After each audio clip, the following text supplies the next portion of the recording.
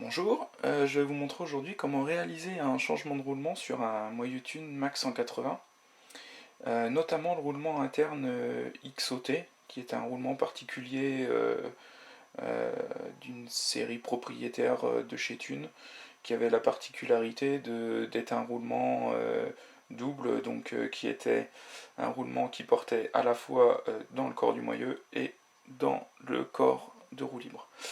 Le gros problème pour ceux qui sont équipés de Max 180, c'est que Thune a arrêté la production de XOT. Et donc, pour changer le roulement, il faut un peu ruser. Il y a une toute petite astuce qui est de remplacer ce roulement unique par deux roulements. Et je vais vous montrer ça, comment réaliser ça. Donc je vais également vous montrer comment monter et redémonter le moyeu. De manière à ce que l'entretien du moyeu soit bien fait. Donc, on a besoin de deux clés BTR, de 5, voilà. D'un outil pour extraire le corps de roue libre et d'un écrou de cassette. Donc un écrou Shimano, parce qu'ici je suis encore Shimano, sinon inversement un écrou Campa si on a un coffre Campa. On va avoir un peu besoin de graisse, voilà.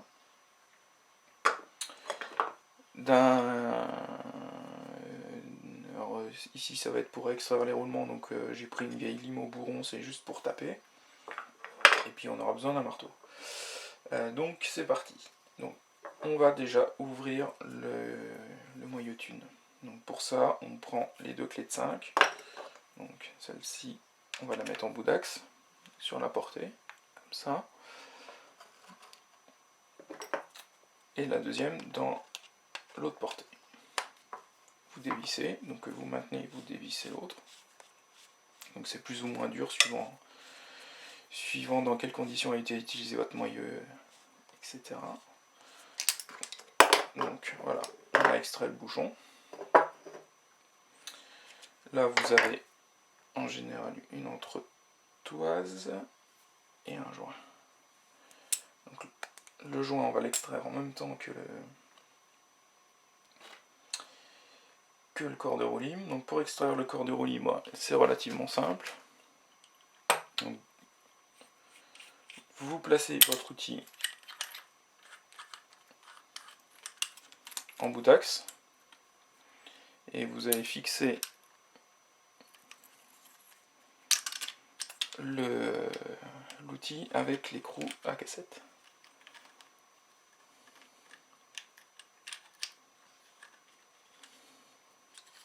Vous vissez l'écrou à cassette. Voilà. Et maintenant, l'outil va pousser sur l'axe pour extraire le corps. Donc vous vissez la difficulté de l'outil et ça extrait le corps de roue libre.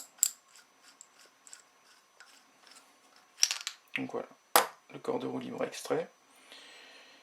Maintenant, je vais retirer l'axe. Donc, alors là, c'est plus ou moins variable. L'axe est plus ou moins serré sur les roulements.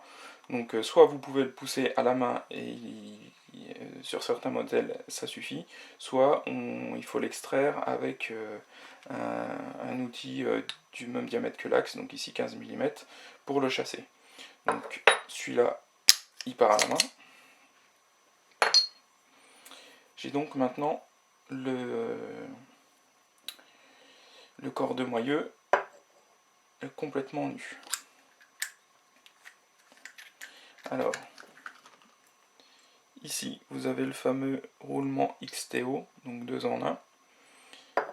Donc, le roulement qui porte à la fois dans le corps de moyeu et là on voit le roulement qui porte dans le corps de roue libre.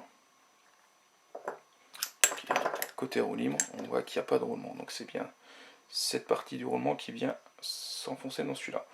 Donc on va remplacer ce roulement-là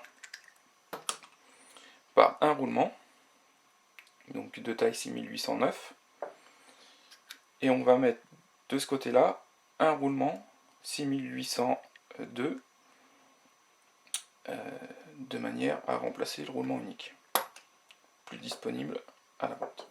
Donc on va chasser ce roulement.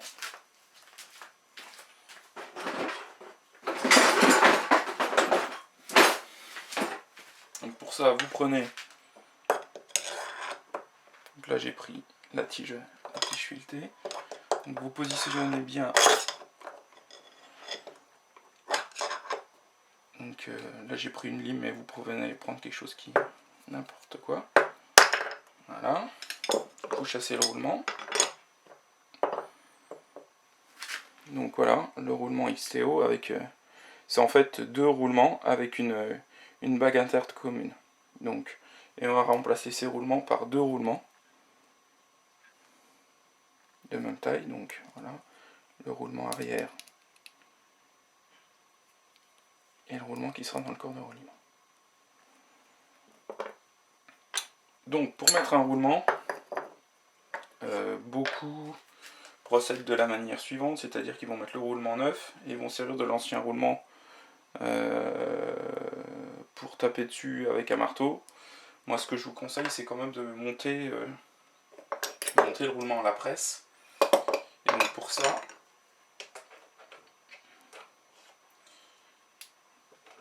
la presse avec des empreintes à roulement. Donc ça c'est les empreintes à roulement qu'on met sur le roulement à mettre, sur le roulement existant là.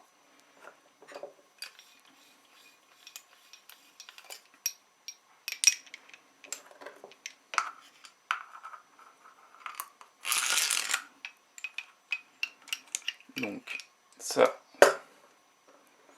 j'ai mis une empreinte contre le roulement qui est déjà enfoncé. Ici, j'ai mon roulement sur l'autre empreinte. Je positionne le roulement dans sa cage et je vais le presser en vissant la tige filetée à l'intérieur. Voilà.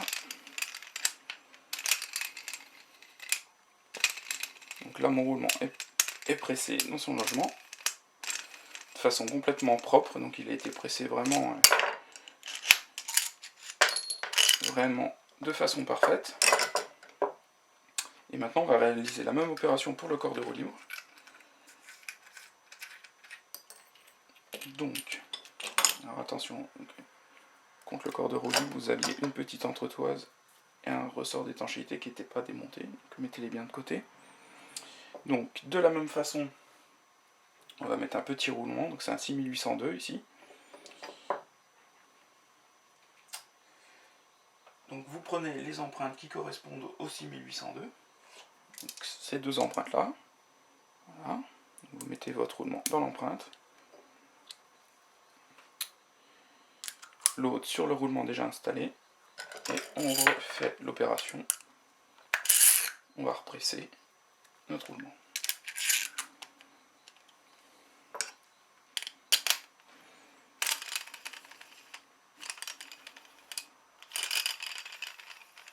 Donc,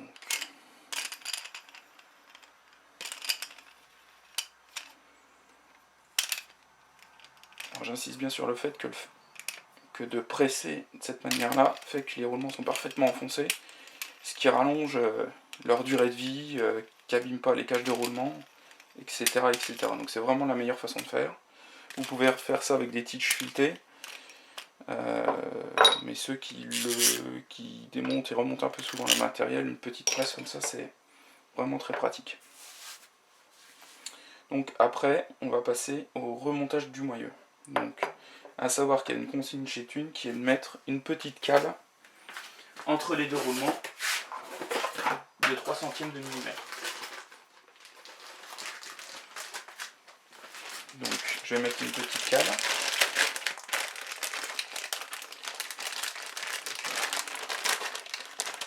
Cale ou rondelle de calage, voilà. Donc de 3 centièmes de millimètre, 3 dixièmes de millimètre, pardon.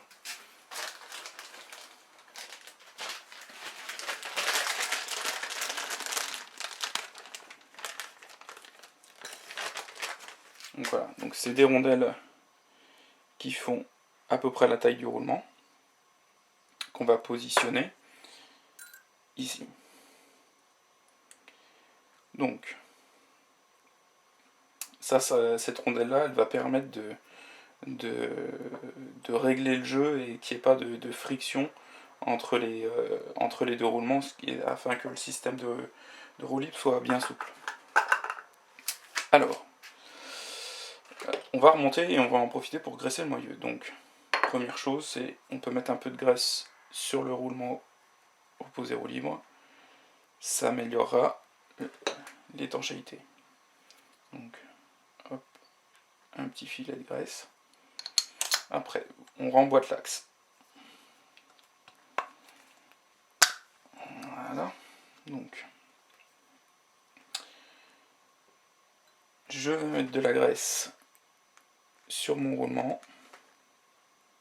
Voilà. Un peu sur les dents crantées de la roue à rochet.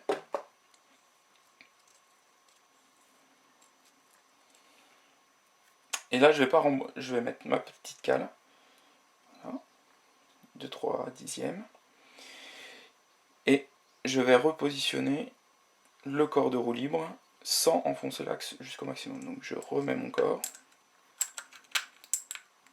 Donc vous remboîtez les cliquets petit à petit, vous le faites tourner jusqu'à ce que tout s'emboîte.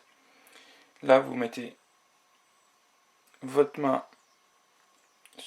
sur le corps.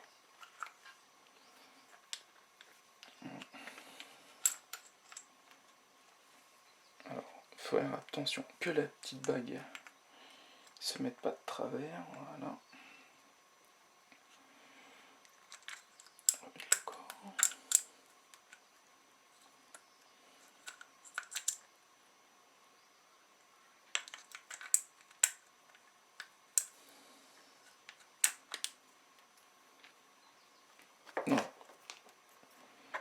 Voilà, c'est fait.